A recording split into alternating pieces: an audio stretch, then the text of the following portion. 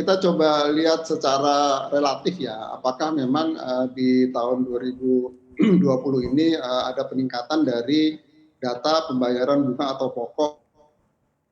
Memang kalau kita bandingkan semester 1 2019 dibandingkan dengan semester 2 ini belum termasuk Mei itu ada peningkatan. Jadi kalau di semester 1 itu ada 4 kali pembayaran bunga, kemudian 2 kali pembayaran pokok, dengan total itu ada sekitar 53 miliar nilainya. Untuk yang di 5 bulan pertama 2020 ini totalnya sudah 70 jadwal pembayaran bunga dan 3 jadwal total hampir 280 miliar.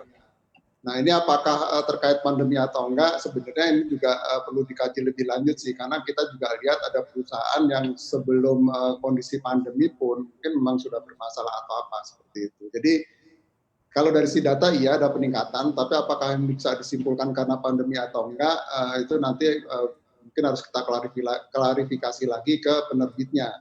Karena saat pandemi kita juga sudah sampaikan sebenarnya semacam survei kepada penerbit efek, baik yang equity maupun surat utang, dampak-dampak yang mungkin mempengaruhi perusahaan saat pandemi. Dan dari respon itu sebenarnya nggak banyak yang menyatakan ada kendala. Jadi sebenarnya ini mungkin perlu ini lagi. Tapi kalau dari data iya ada peningkatan. Lalu dengan demikian langkah atau kebijakan apa yang akan diambil oleh KSE, Pak? Sebenarnya KSE itu kan perannya memang fasilitator saja ya. Artinya surat utang itu memang dicatatkan di KSEI untuk disimpan oleh pemegang surat utang itu sebenarnya opsi saja, terutama untuk yang MTN. Kalau yang obligasi relatif sih tidak ada kendala, tapi yang MTN itu kan sebelumnya kan memang itu opsi saja bagi penerbit. Kesepakatannya apakah memang mau disimpan di KSE atau tidak. Nah, kalau misalkan disimpan di KSEI, tentunya KSEI akan memberikan layanan untuk mendukung tadi pembayaran bunga dan sebagainya.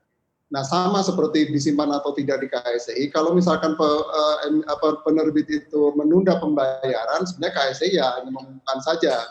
Karena itu nanti yang harus dijelaskan oleh penerbit kepada pemilik MTN-nya melalui agen pemantaunya seperti itu, penyebab-penyebabnya seperti apa.